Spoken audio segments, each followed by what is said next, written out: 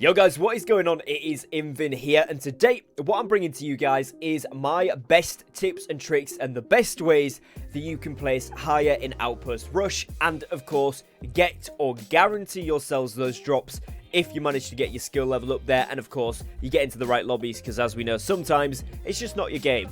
But these are going to be some tips that consistently will help you to improve, that will make you go up the leaderboard in Outpost Rush specifically, so that you can always get those reward drops, and of course get that all-important Gypsum, which you want to do as quickly as possible, as probably Outpost Rush is one of the longest taking activities of the day if you're trying to do these for your Gypsum every single day. So these tips should hopefully make you concisely get that without fail. Now, if you are new to the channel, please do make sure that you drop a subscribe down below. We are pushing for a channel goal subscribers of 13,000, and we're very close. If you guys could help me out and support me on the channel by subscribing down below, that would be absolutely amazing. I do upload brand new world content every single day, so it would be amazing to have you guys here as part of my channel community. And without further ado, let's jump into this one then. So the first tip here is that healing is really OP.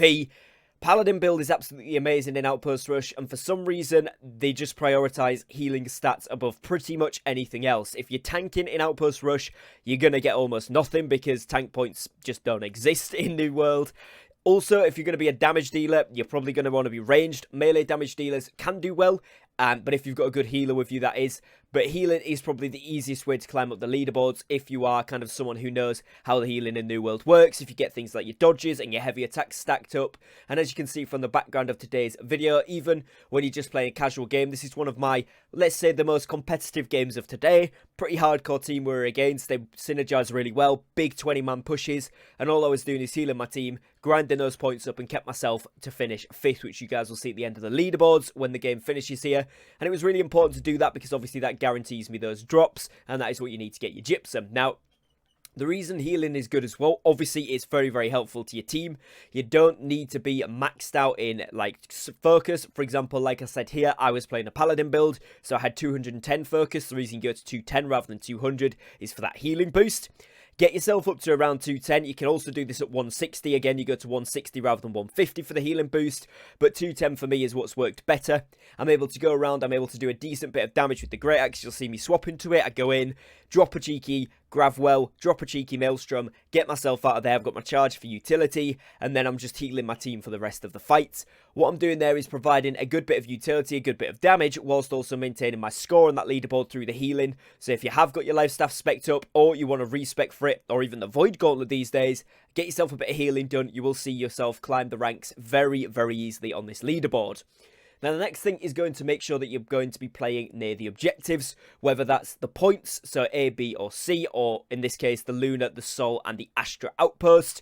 And then, of course, Baroness when she spawns as well. It could even be the Summoning Portal, depending on, again, the lobby that you're in and how the players are playing. But these are really important. Now, one thing to note when the new update does come out, if you're watching this before Mutations has dropped, when they do drop, it's going to cost you 750 tokens for a Brute, and they're going to be droppable on death. You'll see the loot bags, and the same with the other summoning stones as well. They'll be droppable on death too. So you will maybe see people grinding there for a longer period of time, or you'll see far less people doing this. So do bear that in mind. But the other objectives, the Baroness is still going to be really good, and of course the points are always going to be a place where you want to be.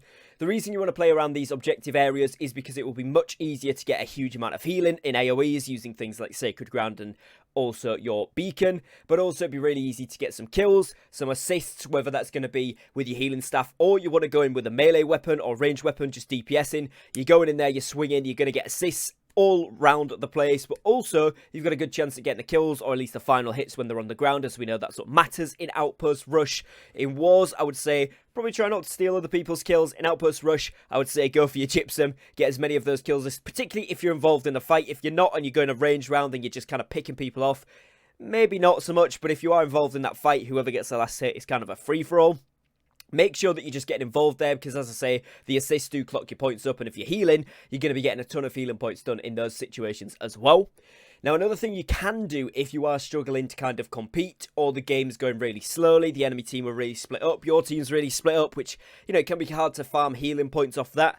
What I would then recommend doing is contributing some materials. This is something I like to do if I do have some respawns. I'll respawn in, go past the front, gather the weird wood trees, put them in the camp at the base, and then run up, and that will give you a decent amount of points. It's surprising how much contribution points actually do give you in this mode. If you haven't tried it out, I would certainly recommend it. The best thing to do is go for your home camp buff, because one, if other players do it as well, you get it up quickly, and somebody may complete it if you get all of the wood, for example, in there, or if you take a bit of time dedicated towards doing this, you could get your team a buff as well, which is also really, really nice. The next thing here is going to be to play with your team. If you have people to queue with, that is absolutely amazing. Of course, you know, company members or friends that play New World, you're going to be able to coordinate with them. You're going to be able to make sure that your damage matches up, your healing matches up, so that you can all grind points together. And of course, if you have access to a group of people that want to do this, like a company or something, certainly do that, or even just your faction mates, whatever.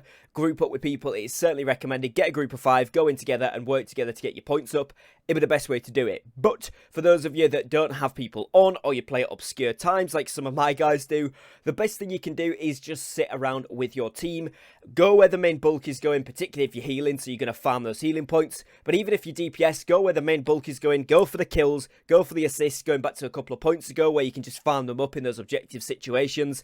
But even if it's going to be a PvP open world skirmish type thing around one of the objectives, get involved with it. Get as many kills and assists as you can. Get as much damage out, so that you are going up that board. And again, if you're healing, just free farm those healing points. Keep your team alive, and you will get a ton of points as a reward from that. So make sure you keep doing it. It's really worthwhile, and it's obviously something which makes a big difference to the team as well. Now, finally, what I would say is to make use of the Outpost Rush only consumables. This is going to be things like your battle bread. For those of you that don't know, you will need 25 azoth to buy 5 of these, and they will give you a plus 15% damage, which is really, really good throughout all of the Outpost Rush situation. You want to be trying to get these every single game, whether it's just killing a wolf on the way past. Maybe right off the start you don't want to do it, but at some point early doors you do want to be getting yourself some of that so you can get the extra damage. It does make a big difference. And of course, as well, make sure you're not using your own infused pots. You can buy some in OPR that are specific for that game mode, and it's going to be really important to make sure you're using those rather than your own, because they can be fairly expensive, especially on some servers. If they're not that expensive on yours, it's up to you, but you can buy some in there again for some of the azoth, which you get off killing any of the mobs, or the PvE mobs around the areas. So certainly try and grab some of those as well, so you're not wasting your own pots. And on top of that as well, there is also speed boost food that you can get, so you run a little bit faster, all that type of stuff. So if you are trying to get a particular type of playstyle, and again, pushing for those higher damage, higher healing, getting that battle bread for plus 15% is really, really good. So it's going to help you to climb up those leaderboards much, much quicker and easier. And of course, always finish in that top 5 to top 10 region, where you're going to be getting your drops and your gypsum every single time. Now that's going to be it for this quick video. Hopefully that clears it up. I've got a lot of comments asking about this type of thing. How can I guarantee my gypsum? Obviously there's no fine-tuned way to guarantee it, but these tips should hopefully consistently help you to get further and further up the leaderboard, which is almost like guaranteeing it. It's as close as I can get to you without making it a clickbait video and saying it's definitely guaranteed, when it's not always guaranteed. Depends how you play as well, but the more you practice, the more you get used to it, particularly if you're going to switch to healing, which I would certainly recommend. Obviously, not everybody, because we need some damage dealers. Or if you're going to be doing damage, getting your battle bread early doors is a really, really good tip. Just get involved with all those fights, and hopefully you'll start to see more and more of these rewards coming your way. Now, if you have enjoyed today's video, guys, please do make sure to drop a subscribe down below and support the channel. I would really, really appreciate it, and I would love to have you guys here as part of my channel community. Like I said at the start, I do upload every single day, so to have you guys here for that would be amazing. Other than that, make sure you drop me a like if you have found today's video useful and or informative, as it really does help to support me and my content here on YouTube as well. And if you do want to get involved with some of the live action stuff, also my Twitch link will be in the description. Love you guys to come over there and get involved there as well. We do loads of fun things. We do testing, we do gypsum runs, we do wars, we do PvE stuff. It's all good stuff to do with New World and some other games as well. So if you want to get involved, the link is down below. Other than that, guys, as always, thank you very much for your time. Thank you for watching, and I will catch you again tomorrow with a brand new upload. Take care, guys, and peace.